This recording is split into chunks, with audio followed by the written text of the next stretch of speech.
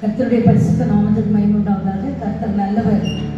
இந்த உலகத்துல நாம் எல்லாவற்றையும் நேசிக்கிறோம், எல்லாவற்றையும் நினைக்கிறோம், என்னென்னமோ செய்கிறோம். ஆனால் நம்முடைய வாழ்க்கையில எப்பொழுதுமே ஆண்டவர் தான் நம்முடைய நேசராக இருக்க வேண்டும். நம்முடைய எண்ணங்கள் அவராகவே இருக்க வேண்டும். கொஞ்சம் கஷ்டம் தான். நீங்க வயசாயிடுச்சு இனிமேல் அப்படி நினைப்பீங்க. நாங்கள் வாழ்க்கை பிள்ளைகளுக்கு வேற எதோ நினைக்க தோணும்னு நினைக்கிறீங்க. நானும் என்னுடைய 23வது வயதுல தான் ஆண்டவரை ஏற்றுக்கொண்டேன். அந்த நாள்ல இருந்து இந்த நாள் வரைக்கும் ஏசாமி தான் என் நேசராக அவரே நினைச்சனால தான் நான் இந்த முதிர் வயதுன்னு இப்படி நிற்க ஆண்டவர் எனக்கு உதவி செய்திருக்கிறார். அல்லேலூயா.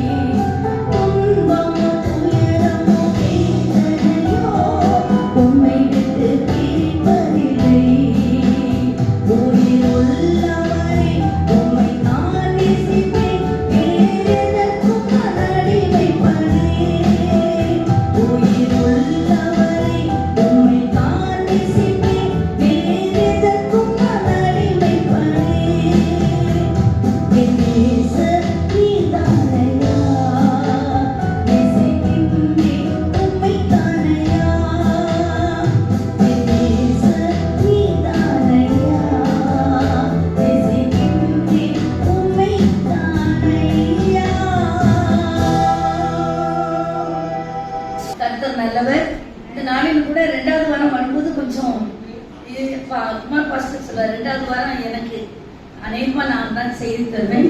இருந்தாலும் அது ரொம்ப சிறப்பாக இருக்க வேண்டும் என்று நான் ஜெபித்தேன். ஆண்டவர் எனக்கு இந்த கடந்த மாதத்துல ஒரு வார்த்தையை அதிகமாக கற்றுக் கொடுத்தார். அதை தான் நான் உங்களுக்கு சொல்கிறேன். நிறைய நான் வாக்குத்தத்தை எங்க யூடியூப் எடுத்தாலே பிரசங்கம் தான், எங்க யாரை பார்த்தாலும் வாக்குத்தத்த வசனங்கள் தான், எல்லாமே ஆசீர்வாதமான வசனங்கள் தான். சாபமான வார்த்தையை ஒருத்தரும் போட மாட்டாங்க, போட்டாலும் நமக்கு பிடிக்காது. அது நல்லதுதான், அது நமக்கு ஆசீர்வாதம். ஆனா ஆண்டவர், நான் இந்த நாளிலே கடந்த நாட்களே புதிய ஏற்பாடு படித்துக் கொண்டு வருகிறேன். நான் இப்ப யோவானை படித்துக் கொண்டு வரேன். அப்போ மத்தேயு, மார்க்கு இதெல்லாம் படிக்கும் போது ஒரு வசனம் என்னை அதிகமாக தொட்டது. அதைத்தான் இந்த நாளிலே உங்களுக்கும் ஆசீர்வாதமாக இருக்க வேண்டும் என்று செய்தியை கொடுக்கலாம் இருக்கிறேன். ஒரு நிமிடம் நாம் கண்களை மூடி ஆண்டவரை நோக்கி ஜெபிப்போம். ஏன் என்று சொன்னால், ஆண்டவர் நம் மத்தியிலே வர வேண்டும். அவருக்கு சிங்காசனத்திலே கேருபீன்கள் மத்தியிலே இருக்கிறார். ஆதியும் அந்தமும் ஆண்டவர், அவர் நம் மத்தியிலே வந்து நம்மளோடு இடைப்பட வேண்டும் என்று சொல்லி ஆண்டவரை நோக்கி நாம் ஜெபிப்போம்.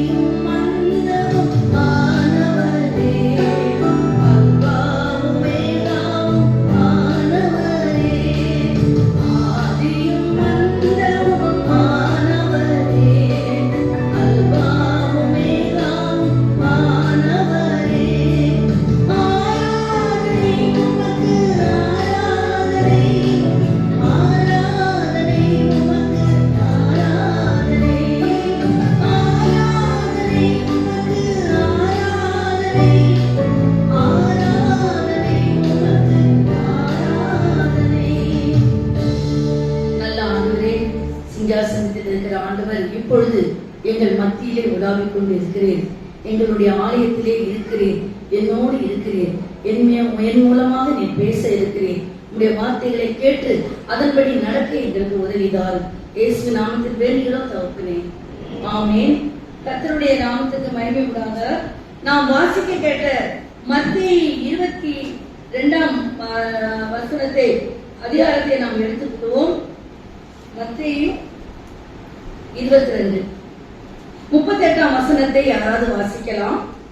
இது முதலாம் பிரதான கற்பனை. 37 38 ரெண்டையுமே வாசிங்க. இயேசு அவனை நோக்கி உன் தேவனாகிய கர்த்தரிடத்தில் உன் முழு இருதயத்தோடும் முழு ஆத்மாவோடும் உன் முழு மனதோடும் அன்பு கூர்வாயானால் இது முதலாம் பிரதான கற்பனை. அடுத்தது இதற்கு ஒப்பாய் இருக்கிற இரண்டாம் கற்பனை என்னவென்றால் உன்னிடத்தில் நீ அன்பு கூறுவது போல பிறனிடத்திலும் அன்பு கூற வேண்டும். இன்றைய நாளின் தலைப்பு செய்தி அன்பு கூற வேண்டும். அன்பு நம்ம எல்லாருமே தெரியும், நமக்கு வாசிக்க வேண்டாம். 1 கொரிந்தியர் 13ஆம் அதிகாரத்தை நீங்க வீட்டுல போய் வாசிங்க. ஒரு சிறப்பான ஒரு அதிகாரம். 1 கொரிந்தியர் 13ஆம் அதிகாரத்துல கடைசி வசனம் சொல்கிறது, அன்பே பெரியது. அல்லேலூயா. நம்முடைய தேவன் அன்புள்ளவர், நம்முடைய தேவன் அன்பாய் இருக்கிறார். அவருடைய கிரியைகள் அன்பானது, அவருடைய சிலுவை மரணம் அன்பானது, அவர் நமக்காக செய்த காரியம் அன்பு. கிறிஸ்தவ மார்க்கமே அன்பின் மார்க்கம். அல்லேலூயா. கிறிஸ்தவ மதம் அல்ல. மதம் ஞானியை போல சில காரியங்களை வெறிகளை கொண்டு வரும். ஆனால் கிறிஸ்தவ மார்க்கம் நம்மளை போதிக்கின்ற மார்க்கம், நம்மளை வழிநடத்துகிற மார்க்கம். அந்த கிறிஸ்தவ மார்க்கமே அன்புதான். கிறிஸ்தவர்கள் என்றாலே அன்புதான். அந்த அன்பு இருந்ததுனாலதான் எவ்வளவோ அமெரிக்காவில் உள்ளவர்கள், ஆஸ்திரேலியாவில் உள்ளவர்கள், நான் வாழ்க்கையெல்லாம் நான் படிப்பேன். இந்த ஹட்சன் டெய்லர் சைனாவுக்கு போன போது, இப்ப என்னையெல்லாம் நான் அமெரிக்கால போய் இருக்க சொன்னீங்கன்னு சொன்னா ரொம்ப சந்தோஷமா இருப்பேன். நான் நிறைய தடவை போயிருக்கும் போது அது ரொம்ப ஒரு சிறப்பான ஊர் தான். அமெரிக்காவோ கனடாவோ நியூசிலாந்து எந்த ஊர்னாலும் வெளிநாடே ஒரு நல்லா இருக்கும். அந்த ஊர்ல இருந்து அந்த தூத்துக்குடியிலையும் அந்த நாசரேயத்திலும் அந்த ஒரு மாதிரி தரங்கம்பாடியிலும் இப்படிப்பட்ட காரியங்கள்ல நிறைய வெள்ளக்கார மிஷினரிகள்லாம் வந்து ஊழியம் செய்தார்கள். ஏன்? அன்பு.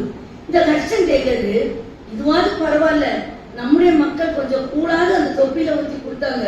ஆனா இந்த சைனாவில பார்க்கும்போது அவங்க ரொம்ப கொடுமையான மக்கள், ஆண்டவருக்கு இயேசுக்கு விரோதமான மக்கள். ஒருத்தர் கூட இயேசுவை பத்தி தெரியாத இடத்துல ஹட்சன் டெய்லர் போனார். ஏன்? அவர் மேல ஆண்டவர் அவர் மேல அன்பு வைத்தார். அந்த அன்பை மற்றவங்களுக்கு காட்டும்படியாக சென்றார். ஆகவே இது ஒரு சுருக்கமான இதுதான். அன்பு இயேசு சுவாமி ஒருவரிடத்துல தான் அந்த அன்பு இருக்கு. ஆண்டவரை பின்பற்றுகிற உன்னிடத்துல என்னிடத்துல அந்த அன்பு இருக்கிறது, இருக்க வேண்டும். நமக்கு அன்பு நிறைய இருக்கணும். அதனாலதான் 1 கொரிந்தியர் 13ஆம் அதிகாரத்துல சொல்கிறார், 4ஆம் வசனத்துல, அன்பு நீடிய சாந்தம் தயவுள்ளது, அன்புக்கு பொறாமை இல்லை, அன்பு தம்மை புகழாது, இருமாப்பாய் இராது, அயோக்கியமானதை செய்யாது, தற்கொலைவை நாடாது, சினமடையாது, தீங்கு நினையாது, அநியாயத்தில் சந்தோஷப்படாமல் சத்தியத்தில் சந்தோஷப்படும், சகலத்தையும் தாங்கும், சகலத்தையும் விசுவாசிக்கும், சகலத்தையும் நம்பும், சகலத்தையும் சகிக்கும் என்று ஆண்டவர் சொல்கிறார். இந்த 1 கொரிந்தியர் 13 வசனங்களை நாமும் படிச்சுக்கணும், நம்முடைய பிள்ளைகளுக்கும் சொல்லிக் கொடுக்கணும். சிறப்பான ஒரு வசனம் அன்பு. இப்ப என் மேல இருந்த என் தங்கச்சியோ எங்க குமார் பாஸ்டரோ என் மேல பொறாமப்பட மாட்டார். நான் இப்ப நல்லபடியா இருந்தேன்னா சந்தோஷம் சொல்லுவாரு, அக்கா ரொம்ப சந்தோஷம் அக்கா அப்படின்வாங்க. ஏன்? அன்பு. இது நமக்கு பிடிக்காத ஒரு ஆள் செய்தா பொறாம ஒரு அன்பு இல்லை. ஆகவே அன்பு ரொம்ப முக்கியம் என்று பார்க்கிறோம். இன்னைக்கு அன்பு குறித்த ஒரு செய்தி தான். அதிலும் ஆண்டவர் அன்பாகவே இருக்கிறார். இந்த வசனம் 38 என்ன சொல்லப்பட்டிருக்கிறது? உன்னிடத்தில் அன்பு கூறுவது போல பிறனிடத்தில் அன்பு கூறணுமா? அதுதான் அதை சொல்ல. நான் ஒரு சின்ன கதையை உங்களுக்கு வேடிக்கைக்காக சொல்லிட்டு போறேன். குமார் பாஸ்டர் தான் ரொம்ப கதை சொல்வார். அவரை தொடர்ந்து நானும் நிறைய கதை சொல்லலாம்னு படிச்சு நீதி கதைகள் பார்த்தேன். தெரியல, சரி. ஆனாலும் நான் ஏதோ வாட்ஸ்அப்ல படிச்ச ஒரு கதையை நினைவுக்கு வந்து, ஒரு ராஜா ஒரு அனௌன்ஸ்மெண்ட் கொடுத்தாராம். என்னவென்று சொன்னால், பெரிய ராஜாவுடைய அந்த கேட்டு, பெரிய வாசல் கேட்டு வந்து திறக்க பூட்டி வச்சிருக்குது. அப்ப அவர் ஒரு தாண்டர் அடிக்கிறார். இந்த கேட்டை யாராவது திறக்கிறாங்களோ அவங்கள நான் ராஜாவாக மாற்றி விடுவேன். அப்படி அது சொல்லி இருந்தா பரவாயில்ல, எல்லாரும் முயற்சி பண்ணிருப்பாங்க. திறக்க முடியாம போனா அவங்க 2 கைகளையும் நான் தரித்து விடுவேன். நாங்களாம் இது ரொம்ப கஷ்டம் இல்ல. திறந்து பாருங்கன்னு சொன்னா அவ்வளவு பேருமே வந்து திறந்து பார்த்திருப்பாங்க. எதுக்கு வம்பு? அப்போ ஒவ்வொருத்தரும் எதுக்கு, அது எப்படி திறக்க முடியாது, அந்த அளவுக்கு தான் வச்சிருப்பாங்க. நம்ம போய் எதுக்கு திறக்கணும் அப்படின்னு சொல்லிட்டு யோசனை பண்ணிட்டு ஒரு வாலிபன், நல்ல துடுக்கான வாலிபன் தான். அவன் என்ன சொன்ன, நான் போய் திறந்து பார்க்க போறேன்னு. அவன் கொஞ்சம் பெலசாலி. நான் அப்போ ஒருத்தர் சொல்றாரா, பெரியவர், ஏப்பா வீணா மாட்டிக்காதப்பா, அது திறக்க முடியாதபடிதான் வச்சிருப்பாங்க. உனக்கு திறக்க முடியாம போயிடுச்சுன்னா ஒரு 2 கையும் வெட்டிடுவாங்க, அதோட நீ என்ன செய்ய முடியும்? அப்போ சொல்றாரு, முயற்சி தான். ஒருவேளை திறந்துட்டேன்னா ராஜாவாயிடுவேன், திறக்கலைன்னா 2 கை, அதுக்கும் ஏதாவது ஒரு வழி, அந்த கை இல்லாமலே வாழ பழகிக்க வேண்டியது அப்படின்ட்டு தைரியமா போய் பயந்து போய் தள்ளுதானா, கதவு தானே திறந்துச்சா. ஹல்லேலூயா. என்னன்னா அந்த கதவுல பூட்டியே வைக்கல அந்த ராஜா. எல்லாத்துக்கும் ஒரு பயம் காட்டுறதுக்காக தான் செஞ்சிருக்கிறார். ஆனா இவன் திறந்ததும் திறந்துச்சான். எல்லாரும் அவன் சொன்னானா, ஒண்ணும் பெலசாரியில பூட்டவே இல்லை, நம்மளை சோதிக்க முடியாம வச்சிருக்கான்னு சொன்னானா.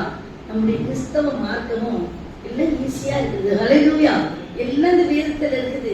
நமக்கு தேவையான மெடிசன் இருக்குது, நமக்கு தேவையான பாதுகாப்பு இருக்குது, நமக்கு தேவையான சந்தோஷம் இருக்குது, நமக்கு தேவையான வேலை இருக்குது, நமக்கு தேவையான மரணம் இருக்குது, எல்லாமே இருக்குது. ஆனா நம்ம என்ன செய்யறோம்? அதை திறக்க மாட்டேங்கிறோம், அது கிட்ட வர மாட்டேங்கிறோம். நம்ம இல்ல, நம்ம கல்வாரி மக்களை நான் சொல்லல, நீங்க எல்லாருமே நல்ல சிறப்பான மக்கள் தான். அநேக மக்கள் கிறிஸ்தவங்க கூட ஆண்டவர் பக்கம் வர, வேதத்தை திறக்க, ஜபம் பண்ண, ஆலயத்துக்கு வர பயப்படுறாங்க, வெளியே நிக்கிறாங்க. ஆகவே அப்படி இல்லாதபடி நாம் ஆண்டவருக்காக வாழ கிருபை செய்வோம். ஆக முதலாவது இன்னைக்கு செய்யற அன்பு கூற வேண்டும். நாம் உன்னிடத்தில் அன்பு கூறுவது போல பிறனிடத்திலும் அன்பு கூற வேண்டும். இந்த வருஷம் EPS ரொம்ப சிறப்பா நடந்துச்சு. அவங்க வந்து நிறைய பேருக்கு தெரியும், நிறைய மக்கள் வந்தாங்க. நிறைய பேர் நாங்க நினைக்காதவங்க கூட சிலர்லாம் உதவி செய்தாங்க. பெரிய ஸ்டேஜ் போட்டு ரொம்ப நல்லா நடந்தோம். இங்க மட்டும் இல்ல, ஒரிசால நடத்தினோம், நாங்க EPS கிராமங்கள்ல நடத்தினோம். அதுல தலைப்பு என்னவென்று சொன்னால், மேலானவைகளை நாடுங்கள், மேலானவைகளை நாடுங்கள் சொல்லி நல்ல அருமையான ஒரு தலைப்பு கொடுத்தது. அதுல முதலாம் நாள் சொல்லப்பட்டது, அன்பை நாடுங்கள். அன்பை நாடுகள். 1 யோவான் 4ஆம் அதிகாரம் 7-8 வசனங்களை குறித்துக் கொள்ளுங்க. அன்பை நாடுகள். அன்பு குறித்து தான் சொன்னாங்க. அன்பு அன்பு எல்லாருமே, ஒரு நாய்க்குட்டியை கூட நீங்க வளர்த்து பாருங்களேன், நல்லா அன்பு காட்டுங்க, அது உங்க மேல உயிரே விடும். நீங்க திருப்பி அதை வளர்த்துட்டீங்கன்னா அடிச்சா கூட அது உங்களை திருப்பி கடிக்காது. மனிதர்கள் வந்து கடிச்சிருவோம், நம்ம நல்லது செய்து பின்னால என்ன. ஆனா நாய்க்குட்டிங்க அப்படி இருக்கும். ஆனா அப்படிப்பட்ட அன்பை நாடுகள் என்று சொல்லப்பட்டிருந்தது. ஏனென்றால் நம்முடைய தேவன் அன்பா இருக்கிறார். நம்முடைய தேவன் அன்பா இருந்தனால ஏழை பணக்காரன் பொருளாதவன் மோசமானவன் மேல் ஜாதி கீழ் ஜாதி அப்படிலாம் இல்லை. எல்லாருக்கும் மழையை கொடுக்கிறார், எல்லாருக்கும் வெயிலே கொடுக்கிறார், எல்லாருக்கும் எல்லாவற்றையும் கொடுக்கிறார், எல்லாவற்றுக்கும் எல்லா காரியங்களையும் செய்கிறார். ஏனென்றால் அன்புள்ள கடவுள். அவை முதலாவது குறிப்பு, முதலாவது நாம் பார்க்க போகிற ஒரு காரியம் என்னவென்று சொன்னால், தேவன் அன்பாக இருக்கிறாரே. அப்ப இந்த அன்பான தேவன் முதல் காரியத்தை நாம் பார்க்கும் போது,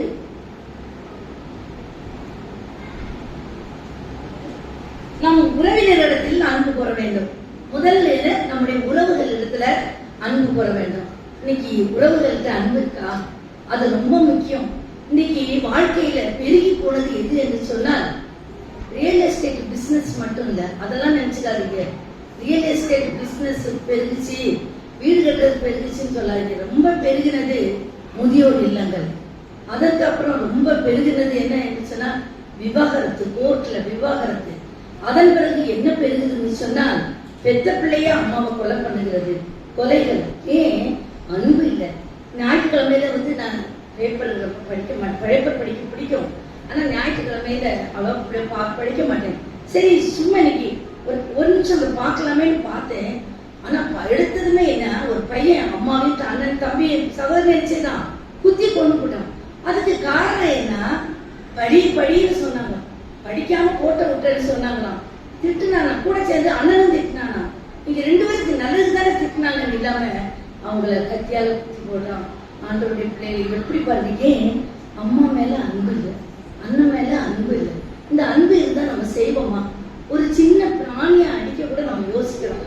அது நல்லதோ கெட்டதோ, அது கஷ்டமா இருக்கு. ஆனா கொலை செய்யறாங்க, கத்தியால குத்துறாங்க, கொலை பண்றாங்க. 11 பேர் சேர்ந்து ஒருத்தனை கொல்றாங்க. இப்படிப்பட்ட காரியம். ஏன்? மனிதர்களுடைய உயிரிடத்துல அன்பு இல்லை. நம்ம கூட உறவுகள்ல அன்பு இருக்கணும். நீங்க அம்மாவையும் மாமியாரையும் வச்சு வைங்களேன்.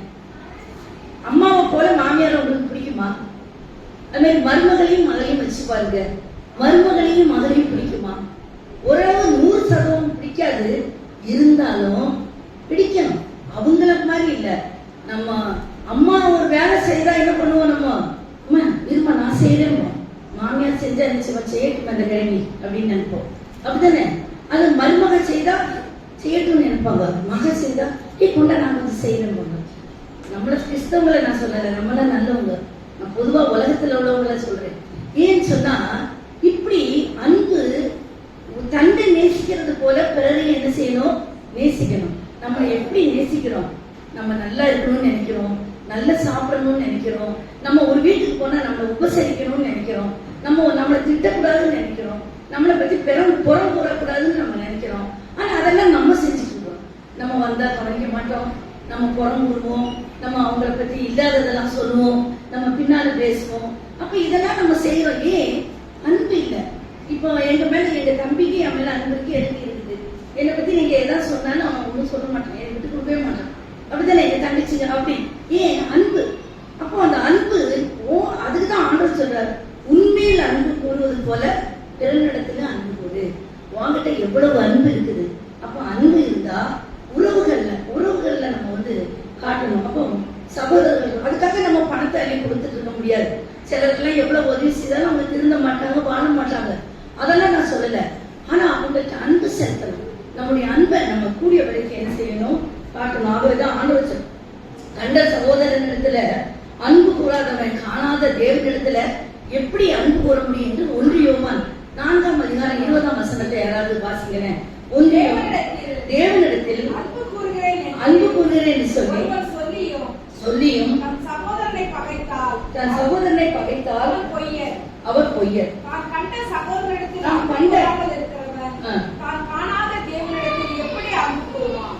கண்ட சகோதரனிடத்தில் அன்பு கூறாதவன் காணாத தேவனிடத்துல எப்படி அன்பு கூற முடியும். ஆகவே அருமையானவர்களே, நேரம் ரொம்ப கடந்து போகுது.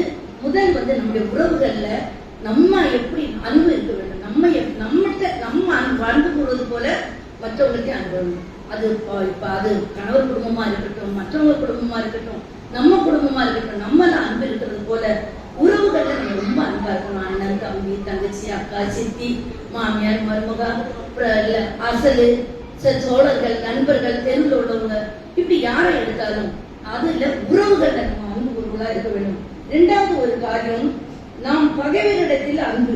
மத்தேயு 5:45 யாராவது வாசிக்கலாம். மத்தேயு 5:44. நான் உங்களுக்கு சொல்லுகிறேன், சத்துருக்களை சிநேகியுங்கள், உங்களை சபிக்கிறவர்களே ஆசீர்வதிங்கள், உங்கள் பகைக்கிறவர்களுக்கு நன்மை செய்யுங்கள், நிந்திக்கிறவர்களுக்காக துன்பப்படுத்துவதற்காகவும் ஜெபம் பண்ணுங்கள். இத செஞ்ச ஒரே ஒருத்தர் இயேசுசாமி தான். ஹல்லேலூயா. யூதாஸ் காட்டி கொடுத்தான். ஆண்டவர் என்ன செய்தார்? சிநேகிதனே, புத்தத்தினால என்னை காட்டி கொடுத்தார். நான் கட்டாயம் சொல்லிட மாட்டேன், நான் என்ன பெரிய பாஸ்டர் மகளே, நீ நல்லா இருப்பியாடா, உனக்கு என்ன செஞ்சேன், இப்படி என்னை காட்டி கொடுத்துட்டியான்னு தான் சொல்லியிருப்போம். ஆனா ஒரு அவங்ககிட்ட சொல்லட்ட அடுத்தவங்கள்ட்ட சொல்லியிருப்பேன். நான் ஒண்ணுமே செய்யல, நான் நிறைய சொல்லியிருப்பேன். இங்க நான் நல்லதாக செஞ்சேன், எனக்கு இப்படி பண்ணிட்டாங்க, 4 பேருக்கு நான் சொன்னதான் எனக்கு தூக்கம் வருது. அப்போ நம்ம அப்படி இருக்கணும். ஆனா ஏசாமி பகைவரிடத்துல அன்பு காட்டுறது ரொம்ப ரொம்ப ரொம்ப கஷ்டம். அவன் யூதாஸ் வந்த போது அப்படி செய்தார். கல்லை திட்டுறான், ஒரு கல்லை திட்டுறான், ஒரு கல்லை ஏப்பா அவனை திட்டுறன்னு சொல்றாரு. ஆனா அந்த நிந்தித்த கல்லனுக்காகவும் ஆண்டவர் மன்னியும் என்று ஆண்டவர் ஜெபிக்கிறார். அருமையானவர்களே, பகைவரே மத்தியில ஆண்டவர் மலைப்பிரசங்கத்தில் சொன்னார், உங்கள் சத்துருக்களை சிநேகியுங்கள், உங்களை துன்பப்படுத்துவர்களுக்காக ஜெபம் பண்ணுங்கள், உங்களுக்கு தீமை செய்யறவர்களுக்கு நன்மை செய்யுங்கன்னு சொல்லி இந்த மத்திய இடத்துல நீங்க படிக்கணும். மலைப்பிரசங்கத்துல நிறைய தடவை படிச்சுட்டே இருக்கணும். அதுல நிறைய போதனைகளை சொல்லுகிறார். அதையெல்லாம் செயல்படுறது யாரு இல்லை. நான் ஒரு இந்த கதையை அடிக்கடி உங்களுக்கு சொல்வேன், எனக்கு ரொம்ப பிடிக்கும். நம்ம கிறிஸ்தவங்க எப்படி இருக்கிறோம் தெரியுமா? அந்த கதை தான். ஒரு சோப்பு கம்பெனி, அந்த சோப்பு கம்பெனியில சோப்பு செய்வாங்க, ரின் சோப்பு. இப்ப நீங்க எங்க எல்லாம் நீங்க ரின் சோப்பு யார் தேய்க்கிறாங்க? எல்லாம் மிஷின்ல லிக்விட் ஊற்றி துவைக்கிறோம். ரின் சோப்பு சும்மா ஒரு பேருக்கு சொல்றேன். அப்ப அந்த உண்மையில நடந்தது. அந்த கம்பெனில ஒருத்தர் பார்க்க போனா ஒரு சொன்னார், அந்த ஆளுக்கு டெமான்ஸ்ட்ரேட் பண்றாங்க, ஐயா அந்த சோப்பை உபயோகிச்சா கருப்பு வெள்ளையாயிடும், நீல அணுவாயிடும், அழுக்கு போயிடும், ஆயிடும் சொன்னாங்க. அப்போ அவர் கேட்டாரா, தம்பி தப்பா நினைச்சிட்டாங்க, இந்த சோப்புல இவ்வளவு அவரு நீ போட்டுக்க ட்ரெஸ் அழுக்கா கருன்னு இருக்க, ஒரு நாள் கூட இந்த சோப்புல நீ துவைச்சது இல்லையா, இப்படி போட்டிருக்கேன்னு கேட்டாராம். அவன் சொன்னா, சார் நாங்க ஒன்லி சப்ளையர்ஸ் தான், நாட் அப்ளையர். நாங்க அப்ளை பண்ண மாட்டோம், சப்ளை பண்ணுவோம். யார் நம்ம கிறிஸ்தவங்க சப்ளை பண்ணுவோம், பிரசனம் பண்ணுவோம், என்ன எல்லாம் சொல்லுவோம். ஆனா அது எனக்கு இல்ல, விஷாக்கு தான், இல்ல இந்த சாந்தல் அம்மாவுக்கு, லதா அம்மாவுக்கு தான். அப்படி நினைக்கிறோம். நம்ம என்ன நினைக்கிறோம்? நம்ம அப்ளை பண்ணணும், சப்ளை பண்ற கிறிஸ்தவங்களா இருக்கக்கூடாது. வேத வசனத்தை படிச்சா, சாமி இது எனக்கு தான், எனக்கிட்ட தான் இது பேசணும். ஒருவேளை படிக்க முடியாதவங்க, வேதம் படிக்க முடியாத பெரியவங்களா இருந்தா வசனங்களை கேட்டு, சர்ச்சில் சொல்றதை கேட்டு, ஆண்டவர் இந்த வாரம் போதும் அதை எனக்கு உதவி செய்யணும்னு சொல்லணும். ஆகவே அருமையானவர்களே, நம்ம அப்ளை பண்ற கிறிஸ்தவங்களா இருக்கணும், வாழ்ந்து காட்டணும். கிறிஸ்தவ மார்க்கத்துல வாழ்ந்து காட்டணும்னே இல்ல. அந்த ஹட்சன் டெய்லருடைய வாழ்க்கையை நீங்க வாங்கி படிச்சு பாருங்க. அவர் எவ்வளவோ தன்னுடைய, நான்லாம் நினைப்பேன், நான் ரொம்ப கஷ்டப்பட்டு ஊழியம் செய்த நினைக்கும் போது அதுல எல்லாம் 1% என்னால செய்யணும். அவ்வளவு வறுமை கஷ்டத்துல, அவ்வளவு பாடுகள்ல, வியாதிகள்ல ஆண்டவருக்காக அவங்க எல்லாம் செய்தாங்க. எதற்காக? மக்கள் மேல உள்ள அன்புனால. நம்ம அதை செய்ய சொல்லல. நீங்க ஒருவருக்கு ஒரு அன்பா இருக்கிறவங்க, அக்கம் பக்கத்துல உள்ள வீட்டுல உள்ளவங்க ரொம்ப அன்பானவங்க, எதுனாலும் ஒரு உதவி செய்வாங்க. ஆனா சில காரியங்களே இருக்குது. நான் ரொம்ப இறக்கம் பார்ப்பேன். எங்க வீட்டுல ஆரம்பத்துல கல்யாணம் ஆன நாட்களை யாரும் வந்தாலும் பாஸ்டர் சாப்பாடு சொல்லுவாரு, ஊழியக்காரரும் யாரும் வந்தாலும் சொல்லுவாங்க, நான் செய்வேன். ஆனா அதை மிஸ்யூஸ் பண்ணி எப்பவுமே எங்க வீட்டுல வேலை செய்த பொண்ணு சொல்லுவோம், அக்கா இன்னைக்கு பன்னீர் யாரோ வர போறாங்க, கரெக்டா வருவாங்க. அப்படி அதுக்குன்னு வருவாங்க, அப்படி நான் சொல்லல. ஆனா கூடிய வரைக்கும் நம்மளால நம்ம யோசித்து, இவங்களுக்கு உதவி செய்தா நல்லது, இவங்களுக்கு இதை செய்தா நல்லது அப்படின்னு சொல்லி அன்பு காட்டுறவங்களா இருக்கணும். நம்ம அன்பை பார்த்து ஆண்டவர் நம்ம மேல சந்தோஷப்படணும். உன்னிடத்துல அன்பு கூறுவது போல பிறனிடத்துல அன்பு கூறணும். அப்போ உங்ககிட்ட எப்படி, நான் உன்னை பத்தி போய் புறம் கூறினா உனக்கு பிடிக்குமா? பிடிக்காது. அப்ப ஏன் நீ மற்றவங்களை பத்தி புறம் கூறுற? புரியலாமா? குறை சொல்றது ரொம்ப ஈஸி. அதுக்கும் ஒரு சின்ன கதையை சொல்லிட்டு நான் முடிக்கிறேன். உண்மையா நடந்தது. அப்போ ஒரு ஆட்டல்ல ஒரு ஆளு கம்யூனியன் வாங்கும்போது ஷூ போட்டுட்டு கம்யூனியன் வாங்கிட்டாரு. ஒரு அம்மாவுக்கு பொறுக்க முடியல, ரொம்ப பக்தியானவங்க, அப்படியே வெதர்ந்து போனாங்க, கம்யூனியனே சரியா எடுக்கல. பின்னால வந்து பாஸ்டர் கேட்கிறாங்க, ஐயா அது தப்பா நினைச்சுக்காருங்க ஐயா, ஆல்டர்ல ஷூ போட்டுட்டு கம்யூனியன் எடுத்துட்டாரு, இதெல்லாம் தப்பா, நீங்க இதெல்லாம் கண்டிக்க மாட்டீங்களா? இதயத்துல அத்தனை பாவங்களை வச்சுட்டு அநியாயம் அட்டுடையெல்லாம் வச்சுட்டு எடுக்கிறது தெரியாது. அவன் ஷூ போட்டு எடுத்துட்டான்னு பாஸ்டர் அப்படி கேள்வி கேட்டாங்க. அவர் சொன்னாரா, அம்மா அவருக்கு கால் கிடையாதுமா, நொண்டிமா, அதனால அந்த ஷூ கால் போட்டுக்காரு, அதனால அதை கலட்டிக்கு எடுக்க முடியாதுன்னா. அவங்க வெட்கப்பட்டு போனாங்க. குறை சொல்றது ரொம்ப ஈஸி. நமக்கு அது என்ன ஏதுன்னு டக்குன்னு குறை சொல்லிடும். அருமையானவர்களே, நம்முடைய வாழ்க்கையில நாம வந்து ஆண்டவருடைய அன்பு இருந்தா நம்ம அப்படியெல்லாம் நடந்துக்க மாட்டோம். ஆகவே பகைவர்களிடத்துல உங்களை யாராவது திட்டினா அந்த டாபிக் மாறக்கூடாது. உங்களை யாராவது திட்டினா, உங்களை செய்தா அவங்களுக்கு பதில் செய்யாதீங்க. ஆண்டவர் பாஸ்டரையா அடிக்கடி சொல்லுவாங்க, நமக்கு தெய்வீக அன்பு இருக்கணும். அதாவது நன்மைக்கு நன்மை செய்யற ஒரு அன்பு, மனிதர்களுடைய அன்பு. இப்ப நான் உங்களுக்கு வீட்டுல விருந்து கொடுத்தா நீங்க எனக்கு விருந்து கொடுப்பீங்க. நான் உங்களுக்கு ஒரு 5 பவுன் கொடுத்தா நீங்க 5 பவுன் கொடுப்பீங்க. அது நம்ம மனுஷனுடைய அன்பு. ஆனா இன்னொரு அன்பு இருக்குது.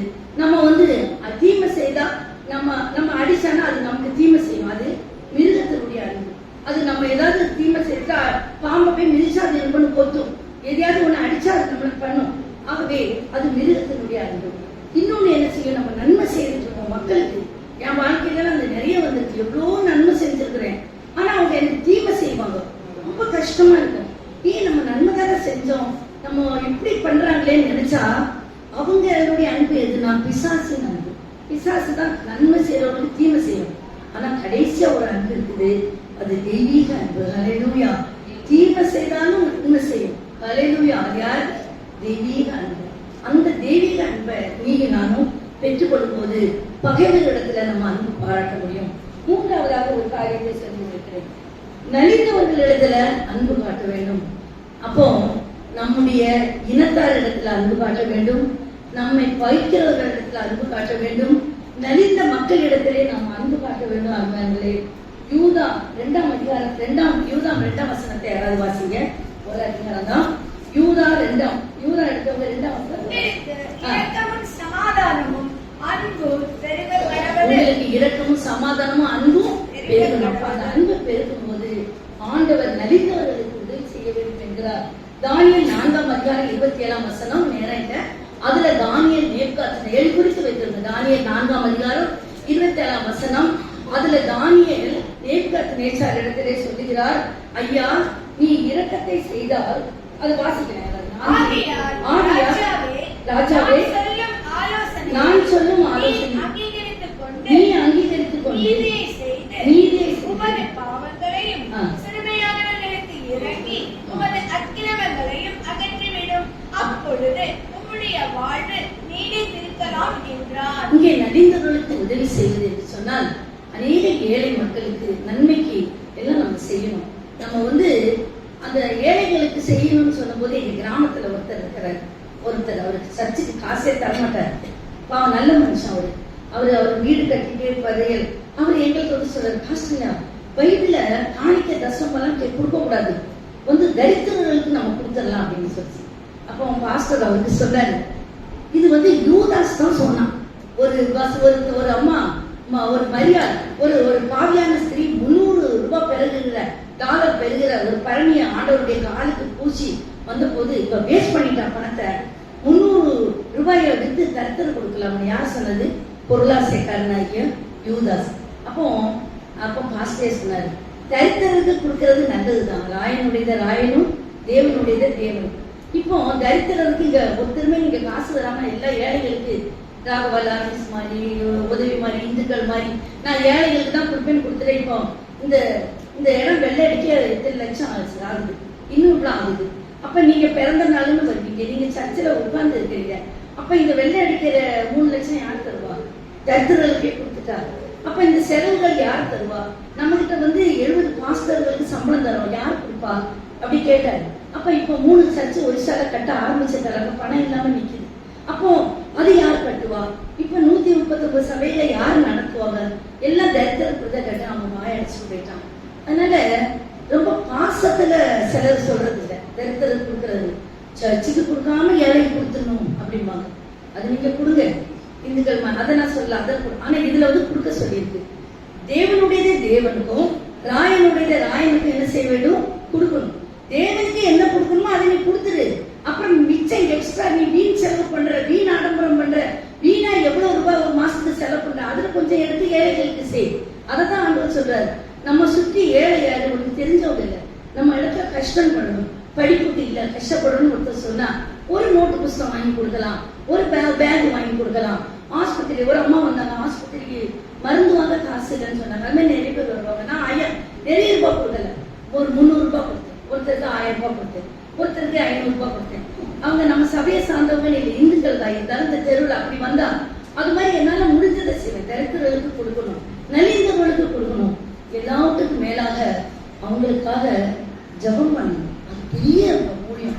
இன்னைக்கு பாருங்க, நீங்க ஜபம் கள்ளக்குறிச்சியில எவ்வளவு பேரு சாகுறாங்க. நீ என்னைக்காவது சாராயம் குடிக்கிறவங்களுக்காக ஜபம் பண்ணிருக்கியா? டெய்லி இந்த வெள்ளிக்கிழமை ஜபத்துல நாங்க டெய்லி பண்றோம்.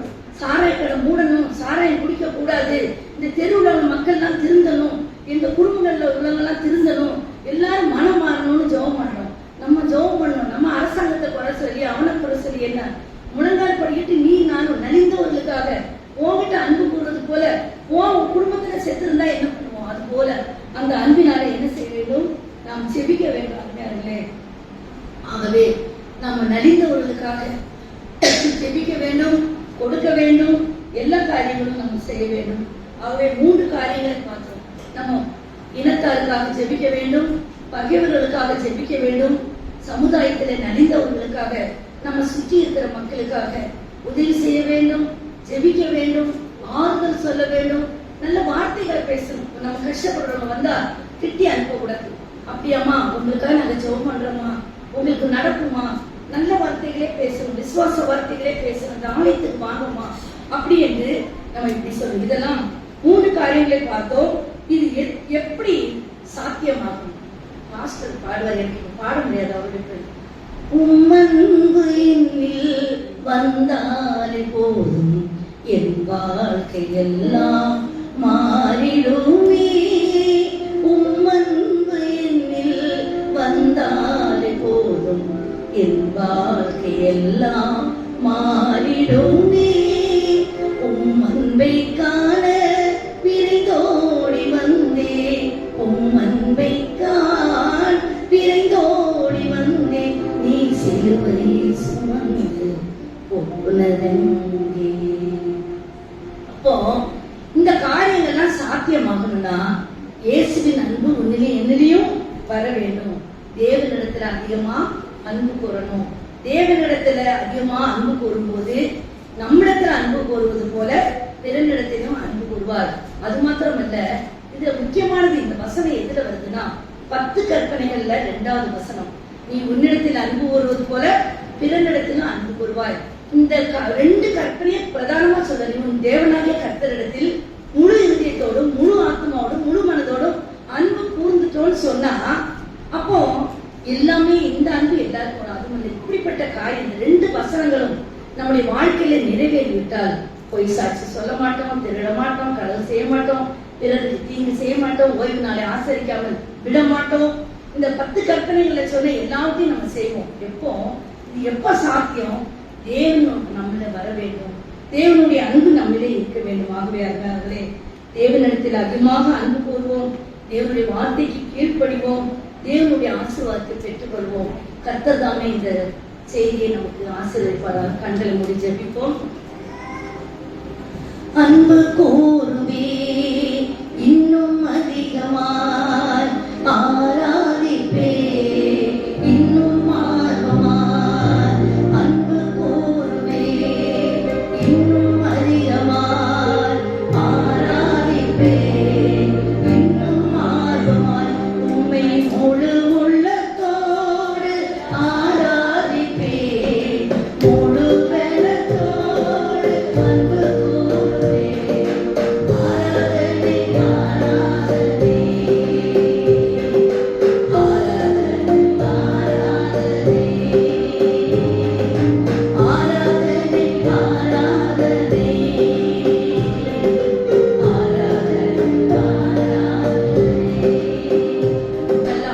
உன்னிடத்தில் அன்பு கூறுவது போல பிறனிடத்திலும் அன்பு கூற வேண்டும் என்று நீர் சொன்ன வசனத்தை எனக்கு சொல்லி நானும் சொல்லியிருக்கிறேன்.